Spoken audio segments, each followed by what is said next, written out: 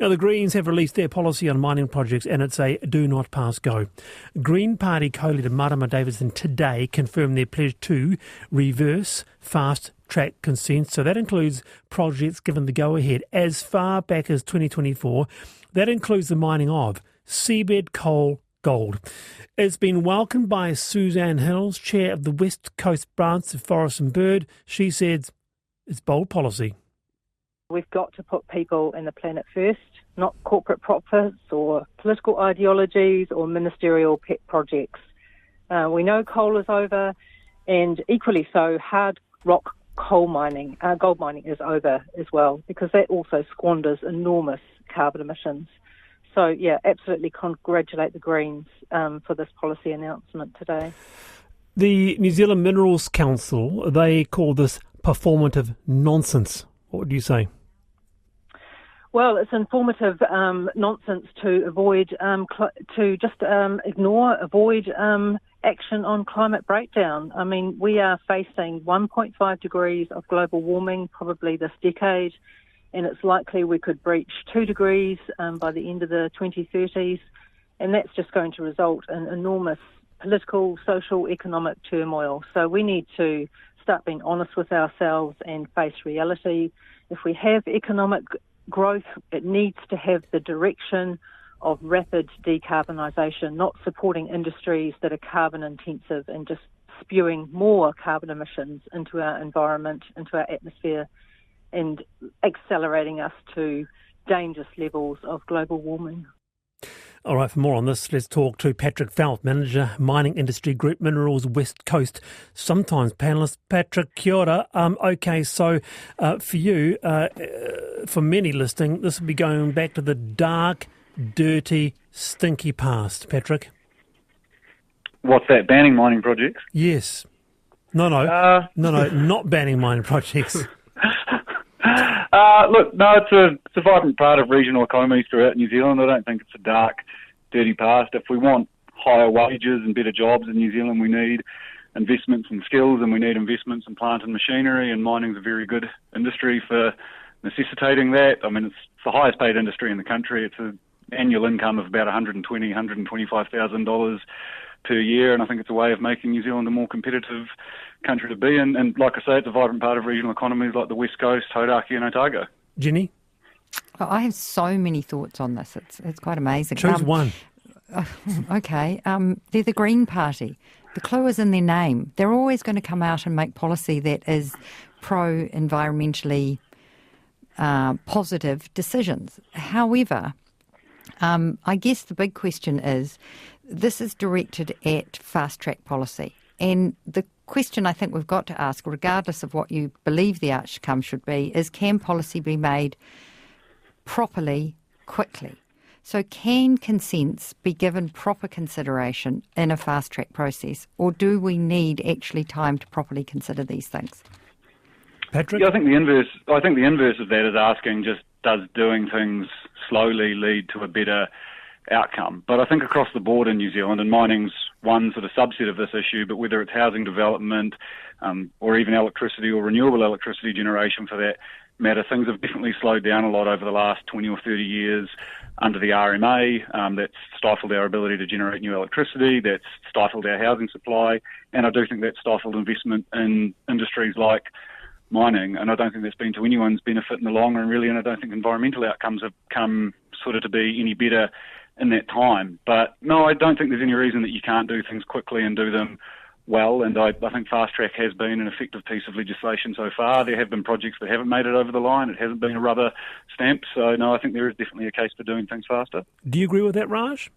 I actually wanted to ask Patrick, kia ora, Patrick, could you give us an idea of the difference between your sense of the long-term environmental impact of some of the projects the Greens have vowed to cancel and theirs? So, for example, do the things that concern them also concern you? And if so, where do you draw your reassurance from that the long-term environmental impact will be well managed? Yeah, okay, so there's a bit to unpack there, but I think first and foremost, one of the pieces of language I think I saw in the press release from the Green Party that it involved tearing the country up. I mean, I think one of the good things about mining actually is that, if it's done well, economic sort of concentrations of resources, if you like, tend to be quite highly concentrated in a physical area. So you don't take up a huge footprint of land, and the amount of value that you can generate, the amount of sort of income for people, the amount of economic production is actually quite highly concentrated, provided things are put back well afterwards. And I'd say there are things in New Zealand's past, going prior to the environmental legislation that we have today, like the Resource Management Act or the Crown Minerals Act, that have led to bad environmental outcomes. But since we've had the RMA, things have been pretty good. And Fast Track doesn't negate any of that. It simply speeds it up and concentrates the decision-making process into one place. Right. Some of those things, like for example, seabed mining. We've had people on about seabed mining on this program, and they'd say they're actually, if you look what was happening underneath the sea, you'd actually be quite shocked at the devastation of some aspects of seabed mining. Dredging up the ocean floor is just not sustainable, Patrick, and it's got to stop. Well, I mean, seabed mining hasn't even really started around the world yet. It's it's an industry that's relatively in its infancy. I think there is some seabed mining for diamonds off South Africa and things like that, but around the world it's a relatively new industry. And if you look at, say, Trans-Tasman Resources' proposal for the South Taranaki... This is dredging for sand. Oh, sorry, you're talking about Bream Bay. Yeah. Well, look, there's a shortage of sand, so we need to get the minerals from where they are. Alternatively, you can only be bringing them in from overseas. Otherwise, we just have a shortage of materials that we need. I mean, I don't know the ins and outs specifically of that Bream Bay project. I know that it's for aggregate and for industrial materials. So if we want infrastructure and we want housing, we're going to have to get aggregate, we're going to have to get stone and gravel, sand from places to produce the things that we need to develop infrastructure and housing, which we've got a shortage of in this country. Are you pro-mining, Jennie? I'm neither. I'm not pro, I'm not anti. But Patrick has educated us before on the show about coal, why we produce coal in New Zealand, why it gets sent overseas, that we need the high creating high temperatures to make steel. We need steel. We can't survive in a world and continue to build things if we don't have steel. So I think there's got to be a pragmatic approach to this. And New Zealand is a mineral-rich country in some aspects, and it is part of our economy. So while I'm very pro, let's keep our beautiful, pristine country beautiful and pristine, we have to also have some economic realities around it. So it's a really difficult one, and I don't think either side is completely right or completely wrong in this argument. I think I see where Jennie is coming from, but I do err on the side of paying the extra to have these things that are mined, to have these minerals come from overseas, and instead look to develop high-value products ourselves that rely on things like research and knowledge, and therefore to invest in education and other things which are less polluting but can also create high-end products and jobs. Okay, hey, but Patrick. the counter-argument to that is that whether the mining occurs in New Zealand or overseas, if your issue is climate change, then climate change is going to occur. Even if the mining's done offshore and the products are brought to New Zealand, you're actually creating a greater carbon footprint.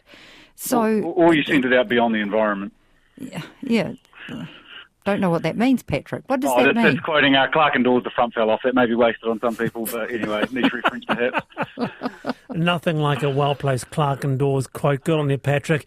All right, we're going to leave it there. Kia ora, Patrick Phelps, their manager and Mining Industry Group Minerals West Coast, sometimes panellist. All right, it's 6:28. You are with the panel on RNZ National.